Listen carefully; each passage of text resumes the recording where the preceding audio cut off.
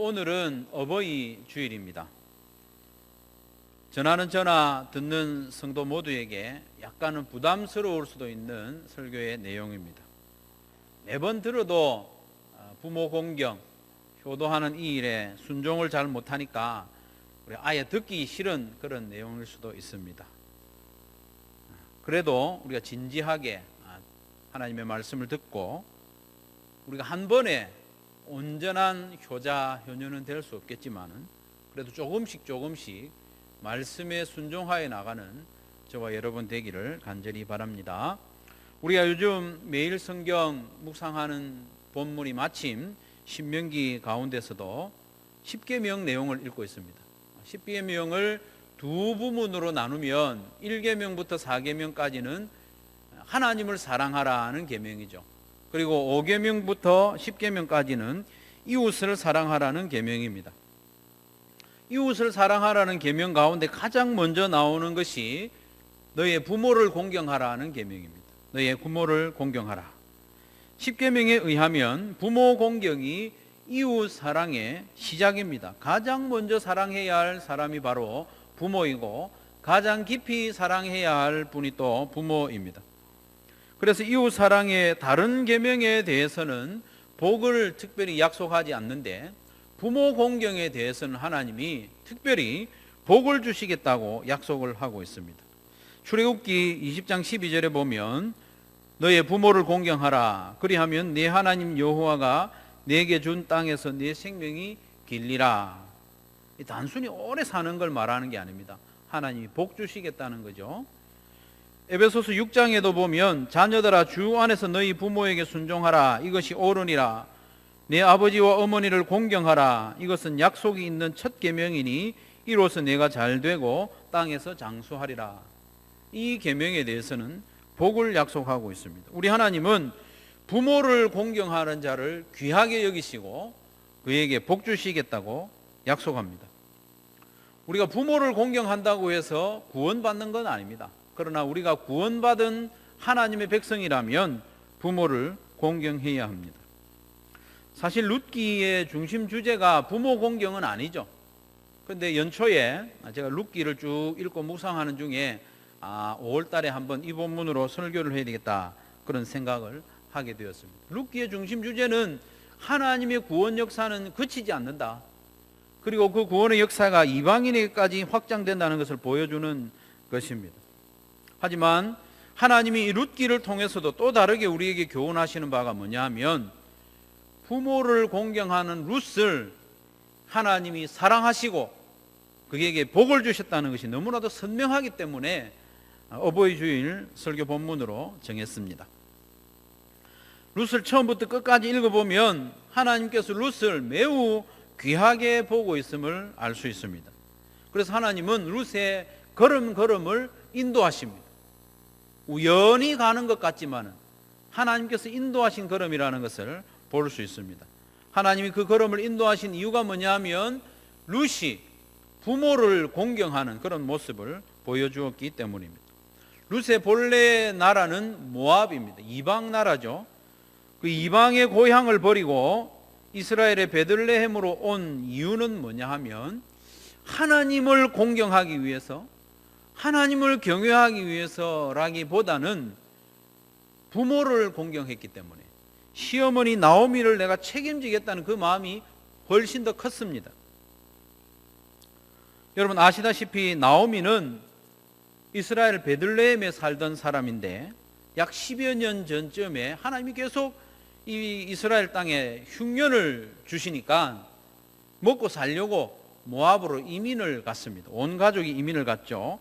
남편 엘리멜렉과 두 아들 말론과 기럧을 데리고 모압으로 이민을 갔습니다. 그런데 갑자기 남편이 죽어버렸습니다. 그래도 이 나오미는 베들레헴으로 돌아가지 않고 계속 모압 땅에 머물렀습니다. 두 아들에게 모압 여인, 이방 여인을 아내로 맞이하게 했습니다. 그랬더니 얼마 지나지 않아서 두 아들마저 자식이 없이 죽고 말았습니다. 집안에 남은 사람은 세 여인밖에 없어요. 나오미와 두 며느리. 그러던 중에 하나님께서 자기 백성들에게 양식을 주셨다는 소식을 듣고 모압 땅을 떠나 베들레헴으로 돌아오기 시작합니다. 처음에는 두 며느리 오르바와 룻이 함께 따라 나섰습니다. 한참 오는 길에 나오미가 생각해 보니까 이 오르바와 룻이 자기를 따라와서는 답이 없다는 게 생각이 나는 거예요. 이들을 행복하게 해줄 자신이 없는 거예요. 그래서 돌아오는 길에 두 며느리에게 말했습니다. 너희 어머니 집으로 돌아가라. 그래서 새로운 남편을 맞이해서 행복하게 살아라. 그렇게 당부를 했습니다. 처음에는 두 며느리 모두 아닙니다 어머니, 우리가 어머니를 따라가겠습니다 했지만 나오미가 거듭거듭 돌아가라고 하니까 오르바는 돌아갔어요. 그러나 룻은 끝까지 시어머니 나오미를 따라가겠다고 말을 합니다. 그 아름다운 고백이 1장 16절 17절에 있습니다. 제가 한번 읽어드리겠습니다. 룻이 이르되 내 어머니를 떠나며 어머니를 따르지 말고 돌아가라 강권하지 마옵소서. 어머니께서 가시는 곳에 나도 가고 어머니께서 머무시는 곳에 나도 머물겠나이다. 어머니의 백성이 나의 백성이 되고 어머니의 하나님이 나의 하나님이 되시리니 어머니께서 죽으시는 곳에서 나도 죽어 거기 묻힐 것이라. 만일 내가 죽는 일 외에 어머니를 떠나면 여호와께서 내게 벌을 내리시고 더 내리시기를 원하나이다 하느니라. 앞에서 말씀드린 바와 같이 룻이 베들레헴으로 함께 온 것은 하나님께 대한 굳은 믿음에서라기보다는 시어머니를 공경하는, 그리고 시어머니를 책임지겠다는 그 마음이 훨씬 더 컸습니다. 우리가 방금 읽었습니다마는 룻이 말끝마다 어머니를 강조합니다. 하나님을 강조하는 게 아니고, 하나님도 자기 하나님이 된 이유가 뭐냐 하면 어머니의 하나님이기 때문에 나의 하나님이라는 그 정도의 신앙 고백이었습니다. 룻의 마음에는 오직 어머니를 공경하겠다는, 어머니를 책임지겠다는 그 마음으로 가득했죠.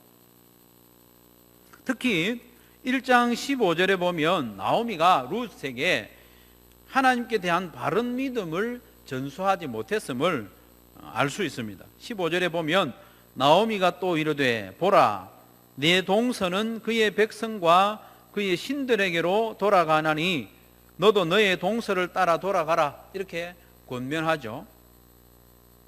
나오미는 룻을 이방의 신들에게로 돌려보내려고 하고 있습니다. 하나님이 룻을 책임질 수 있는데 인간적인 정에 이끌려서 이방의 신들에게로 돌려보내고 등을 떠밀고 있습니다. 여호와도 이방의 신들과 비슷하게 여기도록 하는 거죠. 그러니 룻도 여호와 하나님을 유일한 신으로 여기지는 않았습니다. 처음에는 그냥 여러 신들 가운데 하나이거니 어머니가 섬기니까 나도 섬겨야지, 그 정도의 믿음밖에 없었던 것이죠. 그러나 하나님께서는 이런 룻이 부모를 공경하고 그 시어머니를 책임지겠다는 그 마음으로 가득했기 때문에 룻을 귀하게 보신 겁니다. 하나님이 룻을 귀하게 여기시는 마음이 보아스의 축복의 말에서 잘 드러나고 있습니다. 2장 11절과 12절에 보면 보아스가 그에게 대답하여 이르되 내 남편이 죽은 후로 내가 시어머니에게 행한 모든 것과 내 부모와 고국을 떠나 전에 알지 못하던 백성에게로 온 일이 내게 분명히 알려졌느니라. 여호와께서 내가 행한 일에 보답하시기를 원하며 이스라엘의 하나님 여호와께서 그의 날개 아래에 보호를 받으러 온 내게 온전한 상 주시기를 원하노라 하느니라. 보아스는 하나님께서 룻에게 복 주시기를 진심으로 기원했습니다. 왜냐하면 룻이 보여준 그 부모 공경하는 마음, 그 모습 때문이었습니다.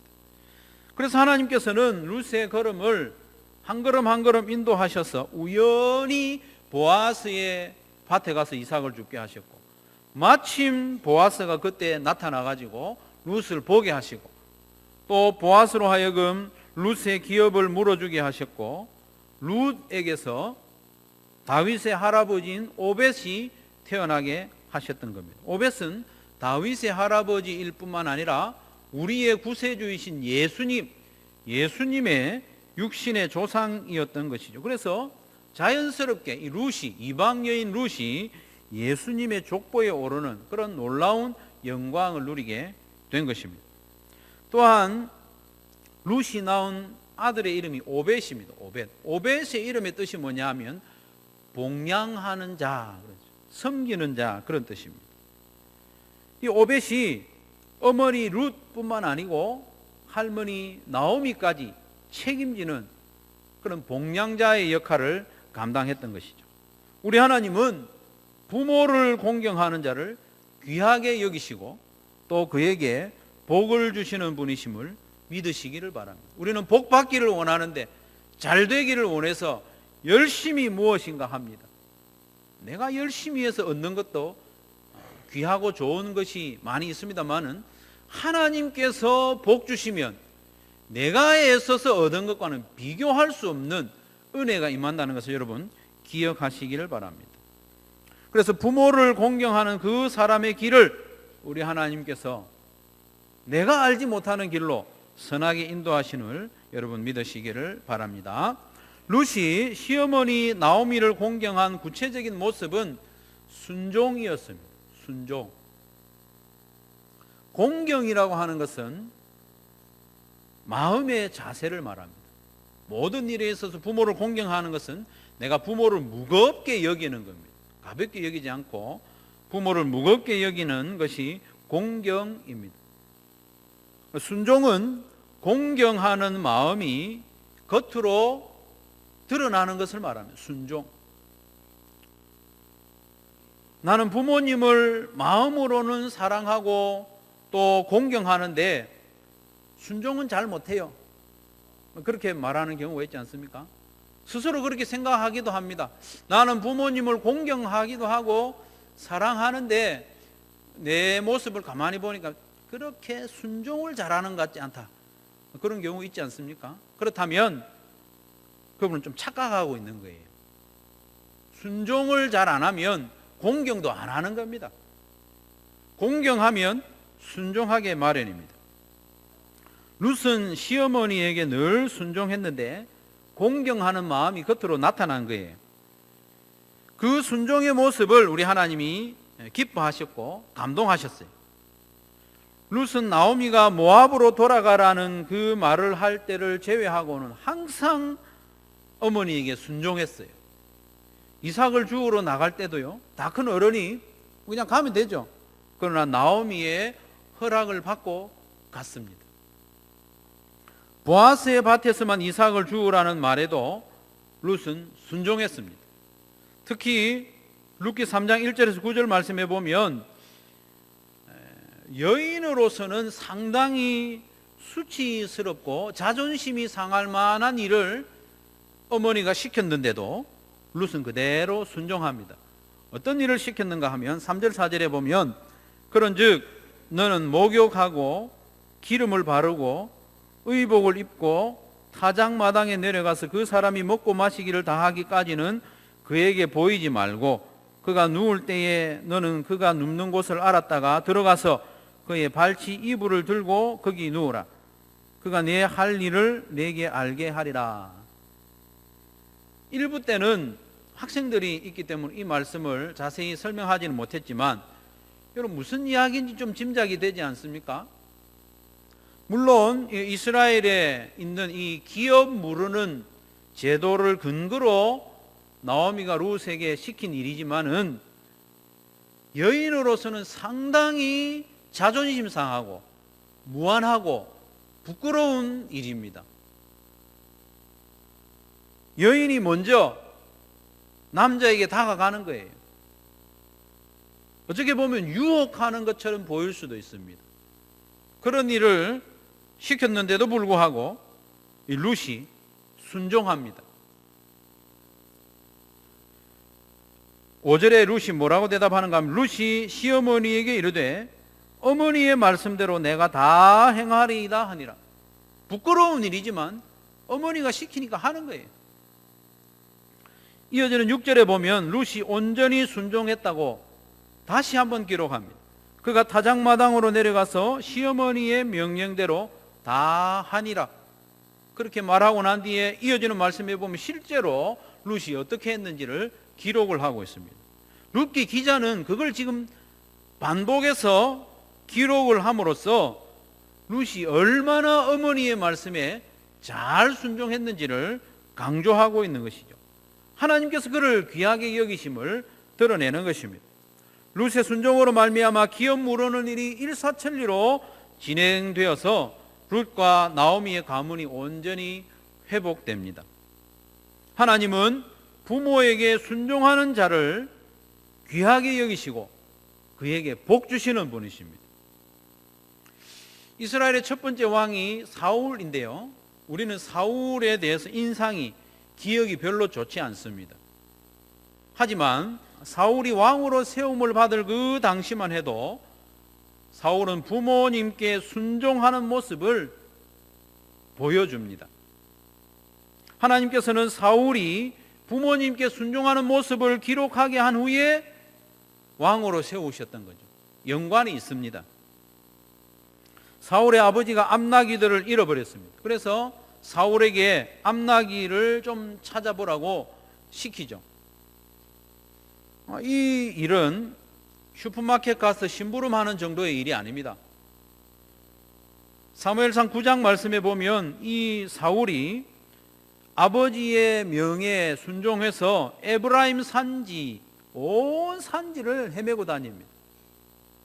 그리고 거기서 못 찾으니까 베냐민 사람의 땅으로 두루 찾아다녔다고 말을 합니다. 부모님이 걱정할 정도에 이르기까지 여러 날을 암나귀 찾으려고 돌아다닌 거죠. 아버지의 말씀에 순종했습니다. 그 순종하는 모습을 소개한 이후에 왕으로 세우는 기록이 이어집니다. 이스라엘의 두 번째 왕 다윗도 마찬가지입니다. 다윗은 하나님의 마음에 합한 자라서 하나님이 그냥 기름 부어 세운 걸로 우리가 생각을 할 수 있지만, 실제로 다윗을 왕으로 세우는 장면을 보면 그 또한 아버지께 순종하는 모습 다음에 왕으로 세워집니다. 왕으로 순종했기 때문에 왕으로 세운 것은 아니겠지만 하나님께서는 그 순종하는 모습을 귀하게 여기심을 기록하고 있는 거죠. 사무엘이 이새의 8명의 아들 가운데 왕으로 세우려고 이새의 집에 왔습니다. 그때 다윗의 아버지 이새는 막내 아들 다윗에게 말합니다. 너는 집에 있지 말고 들에 나가서 양을 쳐라. 누가 그 순간에 들에 나가고 싶겠습니까? 자기도 한번 버티고 있어 보고 싶지 않겠습니까? 버티면 왕이 될 확률이 8분의 1인데. 그래도 다윗은 아버지의 말씀에 순종하여 왕이 되는 자리와는 관계없이 들에 나갔습니다. 순종한 거죠. 그랬더니 하나님이 어떻게 역사하십니까? 들에 있는 다윗을 억지로 데려다가 왕으로 세우게 하십니다. 하나님은 이처럼 부모님께 순종하는 자를 귀하게 여기시고 복 주십니다. 때로는 부모님께 순종하는 것이 고생스러울 때도 있습니다. 어리석게 보일 수도 있고 시대에 뒤떨어지는 모습으로 내게 생각될 수도 있습니다. 손해를 볼 수도 있습니다. 부모님께 순종하면 손해를 볼 수도 있습니다. 왜냐하면 요즘에는 자녀들이 경험적으로는 부모님께 좀 모자라지만은 정보가 많습니다. 그리고 맛집도요, 부모님보다 자녀들이 더 잘합니다. 그래서 자녀들은 자기들의 많은 정보 때문에 부모님께 순종하기 힘들어하지만 그래도 순종하는 게 복입니다. 왜냐하면 하나님께서 순종하는 자녀를 도와주시기 때문에 내 정보로 그 순간에는 조금 더 유익을 얻을 수 있겠지만 부모님께 순종하면 하나님께서 큰 복을 주실 줄로 믿으시기를 바랍니다. 출애굽기 20장 12절 말씀 다시 한번 읽습니다. 네 부모를 공경하라. 그리하면 내 하나님 여호와가 내게 준 땅에서 내 생명이 길리라. 에베소서 6장 1절부터 3절 자녀들아 주 안에서 너희 부모에게 순종하라. 이것이 옳으니라. 하나님이 옳다고 하십니다. 내 아버지와 어머니를 공경하라. 이것이 약속이 있는 첫 계명이니 이로써 내가 잘되고 땅에서 장수하리라. 하나님의 약속입니다. 부모님은 이 땅에서 하나님의 대리자입니다. 하나님을 대신해서 나에게 생명을 주셨고 하나님의 권위를 가지고 있습니다. 하나님의 권위를 가지고 있는 부모에게 공경하고 순종하면 하나님께서 하나님께 공경하고 경외하는 것으로 인정해 주십니다. 우리가 부모님께 순종할 때 하나님께 순종하는 것으로 인정해 주십니다. 사무엘을 통하여 말씀하시기를 순종이 제사보다 낫고 듣고 순종하는 것이 순양의 기름보다, 아무리 좋은 선물을 드리고 아무리 멋진 예배를 드리는 것보다 순종하는 것이 낫다고 했습니다. 그러니 하나님께 순종하는 마음으로 부모님께 순종하는 모든 성도들 되시기를 바랍니다. 그리고 룻이 시어머니 나오미를 공경하는 그런 구체적인 모습, 그게 어떻게 드러났는가 하면 알게 하는 거예요. 부모님께 뭔가 알게 하는 거예요. 알려드리는 거예요. 소통하는 겁니다. 우리는 룻에게서 이걸 좀 배워야 됩니다. 룻은 보아스의 밭에서 주운 곡식을 어머니께 갖다 드렸습니다. 그리고 볶은 곡식을 얻어다가 집에서 굶고 있는 어머니에게 드렸습니다. 이런 물질적인 공양도 귀하지만 무엇보다도 나오미가 기뻐하고 행복했던 것은 룻이 하루 동안에 있었던 일들을 미주알 고주알 다 알려드린 이것 때문입니다. 오늘 보면 19절을 같이 한번 읽겠습니다. 19절입니다. 시작.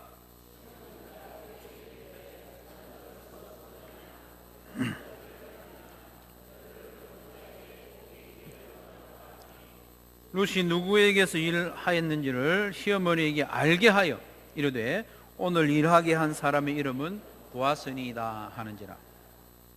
룻은 이날 처음으로 이삭 줍기에 나갔습니다. 가끔 막노동하는 여인들을 보게 됩니다. 참 고되겠다 싶어요. 그 무거운 걸 이고 높은 층까지 갖다 나르는 그런 모습을 보면 수고가 많구나 그렇게 싶었는데, 룻이 딱 그런 처지입니다. 이 막노동하는 것과 같은 노동 강도죠. 하루 종일 허리를 숙였다가 폈다가 일을 하는 겁니다. 고단한 하루입니다. 2장 6절 7절에 보면 보아스의 사환이 이 룻이 참 일 열심히 했다고 인정합니다. 잠시 쉰 외에는 열심히 일하고 있습니다 할 정도로 룻이 열심히 일했습니다. 그러니까 집에 돌아왔을 때 룻의 몸은 천근만근 파김치가 되었습니다. 틀림없습니다. 처음 일하고 나면 그렇지 않습니까? 얼마나 피곤했겠습니까? 반대로 집에 하루 종일 있었던 나오미는 얼마나 심심했겠습니까? 그렇죠? 떵떵거리며 나갔다가 빈털터리로 고향에 돌아왔기 때문에 부끄러워서 바깥 출입도 못하고 하루 종일 집안에 갇혀 있었으니까 얼마나 심심했겠습니까? 그 며느리가 밖에서 돌아오니까 말이 하고 싶어서, 그래서 룻이 볶은 곡식을 드려도 배고픈 줄도 모르고 이것저것 자꾸 묻는 거예요. 우리가 방금 읽은 말씀에 보면 어땠냐, 어디 가서 일했냐, 자꾸 물어보는 거예요. 오늘 본문뿐만 아니라 룻기를 쭉 읽어보면 나오미는 룻만 나타나면 말이 하고 싶어가지고 물어보는 거예요. 안달이 났습니다. 룻은 그런 나오미에게 몸은 피곤했지만은 밖에서 있었던 일을 소상하게 알려드렸습니다. 이게 뭐 큰 일이냐 싶어도요, 하나님은 이것을 귀하게 보셨습니다.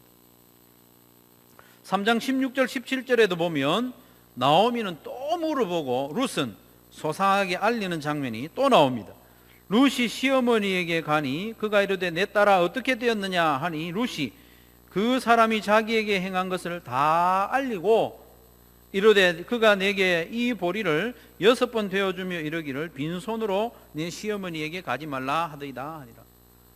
룻은 밖에서 있었던 일을 다 이야기한 거예요. 물어보니까 어머니가 궁금해하도록 내버려두지 않고 다 보고했습니다. 성도 여러분, 부모님은 자녀들과 이야기하는 것을 좋아합니다. 여러분 그렇지 않습니까? 밖에서 있었던 일들을 말씀드리십시오. 밖에서 돌아오면 피곤해도 부모님과 마주 대해서 앉아서 대화하는 시간을 가지시기를 바랍니다. 부모님이 기뻐하시고 하나님이 기뻐하시는 일입니다. 뭐라고 말을 좀 붙여보려고 하면 짜증 부리고 방에 들어가서 보이지도 않고 뭐 물어보면 몰라도 돼요 이렇게 하지 마시고 다 소상히 알려드립시오. 부모님을 기쁘시게 하는 겁니다. 물론 부모님이 말이 좀 안 통하고 답답할 수 있습니다. 했던 말 또 하고 그럴 수 있습니다. 하지만 부모님은 우리 때문에 더 답답했어요. 옛날에 영상을 하나, 짧은 영상을 한번 보시죠. 전에 보셨을 수도 있지만 한번 보시겠습니다.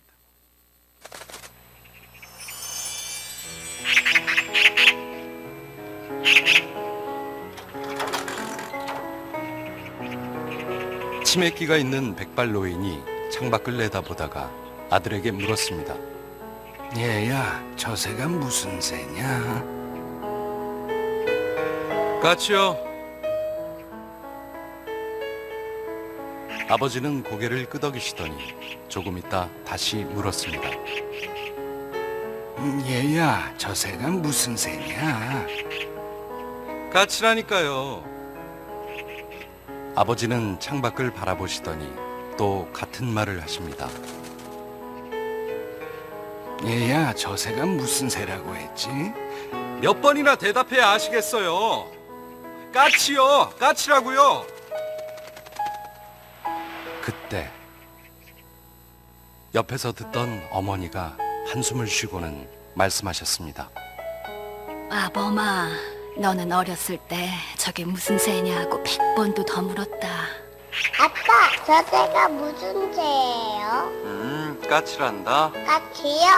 아빠, 저 새가 무슨 새예요? 까치야. 까치요? 그럴 때마다 아버지는 까칠한다, 까칠한다 몇 번이고 대답하시면서 말하는 네가 귀여워서 머리를 쓰다듬어 주셨지. 그래서 네가 말을 배울 수 있었던 거다. 언젠가부터 전해 내려오고 있는 아버지와 까치의 이야기입니다. 이제는 우리가 아버지의 손을 잡아드릴 때입니다. 그래요. 지금 힘없이 떨리는 저 손이 처음 발을 딛고 일어설 때 잡아주시던 손, 땅바닥에 넘어져 무릎을 깼을 때 울던 나를 일으켜 세우시던 그 손, 코 흘릴 때 훔쳐주시고 눈물 흘릴 때 닦아주셨던 손. 이제는 매를 들어 때리셔도 아플 것 없이 가랑잎처럼 야윈 손. 꼭 잡아드리세요. 언젠가 날 잡아주셨던 아버지의 그 손을. 성도 여러분, 부모님을 기쁘게 해드리고 행복하게 해드리는 그 길은 멀지 않습니다. 도란도란 마주 앉아 대화하는 그것이 부모님을 기쁘시게 할 수 있습니다. 대화의 주제가 남북 통일이나 세계 평화와 같이 큰 주제가 아니어도 여러분에게 있었던 일상적인 일을 말씀드리고 알려드리는 것 참 잘하는 일입니다. 하나님 아버지께서도 우리가 그런 시간을 하나님과 가지기를 원하십니다. 기도하는 시간, 말씀 읽고 묵상하는 시간, 그 시간을 통하여 하나님 아버지가 우리와 시간 가지기를 원하십니다. 그런 화목한 관계를 위해서 예수님을 십자가에 내어주시기까지 하지 않았습니까? 성도 여러분, 부모 공경은 의외로 사소한 일로 실천할 수 있습니다. 여러분의 일상을 부모님께 알려드리는 것으로 충분히 실행할 수 있습니다. 하루에 몇 분이나 부모님과 마주 대하고 있는지 모르겠습니다. 5분, 10분, 10분이면 일주일에 1시간 정도 이야기하죠. 그래도 1년 해봐야 52시간밖에 안 돼요. 1년 해봐야 한 2, 3일 정도 대화하고 앉아 있는 거예요.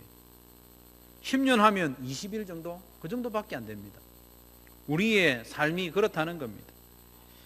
우리에게 있었던 일들을 부모님께 알려드리고 소통할 수 있는 그런 마음을 가질 수 있기를 바랍니다. 교회 안에서도 마찬가지입니다. 교회 어른들과 많이 대화하고 또 알려드리고 소통하는 우리 한소망의 권속들이 되기를 바랍니다. 사랑하는 성도 여러분, 우리 하나님을 감동시키는 길은 멀리 있지 않습니다. 우리에게 허락해 주신 부모님을 공경하는 것입니다. 부모님을 공경하는 길도 멀지 않습니다.